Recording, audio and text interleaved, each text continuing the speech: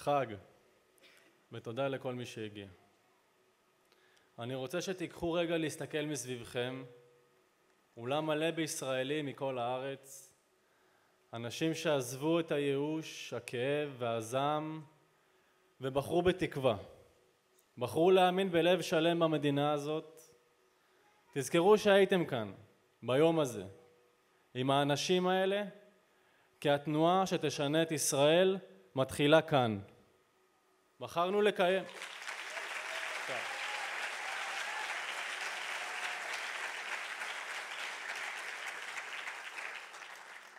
בחרנו לקיים את האירוע בשפיים כדי להוקיר תודה לקראת המעבר של קהילת כפר עזה לקיבוץ רוחמה. הגעתי לכאן עם המשפחה שלי ב8 באוקטובר, חסרי בית, חסרי כוחות, חסרי אמונה. המדינה שלנו נכבשה, הקהילה שלנו נרצחה, המשפחה שלי נחטפה. קיבוץ שפיים קיבל אותנו בלי שאלות, בלי תנאים. קיבלנו כאן אהבה של אחים, אהבה ישראלית.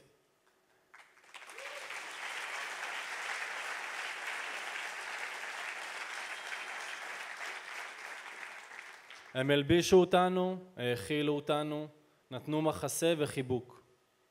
המקום הזה מסמל את כל מה שיפה בישראל ובישראלים. הגענו לכאן קליפות אנושיות חלולות, ואנחנו יוצאים מכאן בראש מורם. הסולידריות, הערבות ההדדית והחום שפגשנו כאן הם ההפך הגמור מהנהגת המדינה. יותר משנה עברה,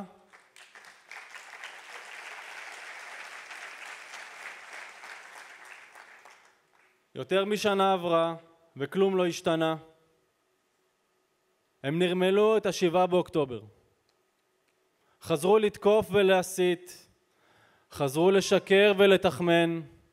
15 חודשים בלי ועדת חקירה ממלכתית, ועכשיו הם נשבעים בלי בושה שהיא לא תקום לעולם. שלא נקבל תשובות, שלא נדע מי הפקיר, שלא נדע מי כשל. שלא נזכור על שמי כתוב המחדל הזה. יותר מ-80% מהישראלים דורשים ועדת חקירה ממלכתית, ואני מבטיח לכם מכאן היא תקום.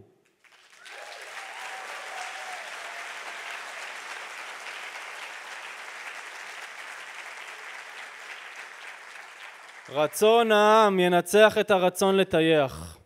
כבר 15 חודשים ש100 חטופים וחטופות נמקים במנהרות בעזה. קיווינו לאורך כל הדרך שההנהגה שלנו תתעשת, אבל הם עסוקים בלמרוח, לדחות ולתקוע מקלות בגלגלים.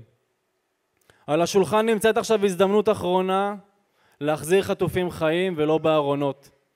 לא ניתן להם לטרפד אותה שוב עם הסתה נגד משפחות החטופים.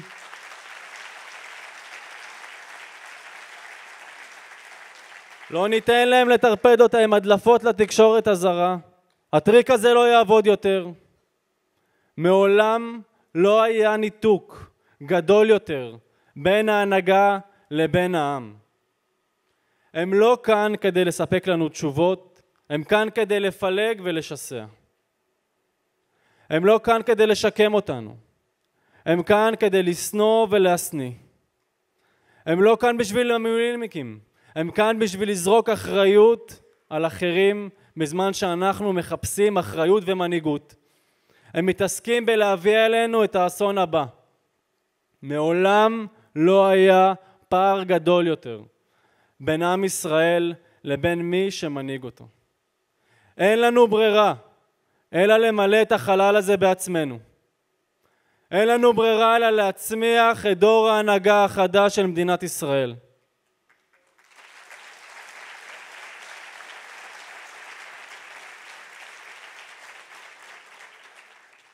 זה שאנחנו ראויים לו.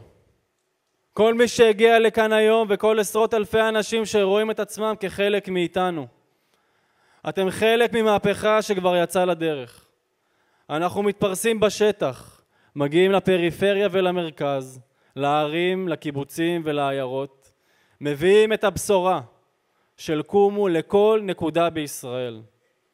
עד סוף הרבעון הראשון של 2025 יהיו 30 קהילות של קומו ברחבי הארץ.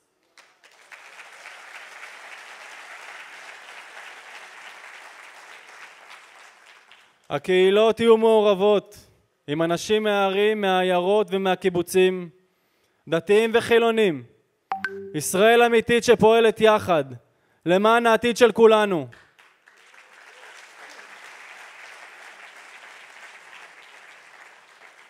וזאת רק ההתחלה. העבודה רק מתחילה. אנחנו נאתר ונטפח את המנהיגים הבאים של ישראל. הם יגיעו מלמטה, מהשטח, מעשייה אמיתית. השינוי הזה יגיע לכל פינה בארץ, לכל סמטה, לכל רחוב, לכל כיכר. כל ישראל וישראלית יהיו חלק מהתיקון הזה. לכל אחת ואחד מכם יש תפקיד, ואנחנו צריכים את כולכם. הקהילות שנקים בכל הארץ יובילו את השינוי. משם יצמחו מנהיגים ערכיים, צנועים ונכונים ללמוד. אנשים שרואים את טובתנו ולא את טובת עצמם, אוהבי אדם ואוהבי הארץ. אנחנו נעזור להם להתברג בכל רמות המדינה, בקהילות, בערים ובמגזר הציבורי. לא נסתכל יותר על המנהיגים שלנו ונשאל מה לנו ולהם. אנחנו נדאג שהטובים ביותר מבינינו יהיו שם כדי לדחוף אותנו קדימה, כדי להבטיח שמדינת ישראל תהיה מדינה בטוחה ומשגשגת לילדים שלנו.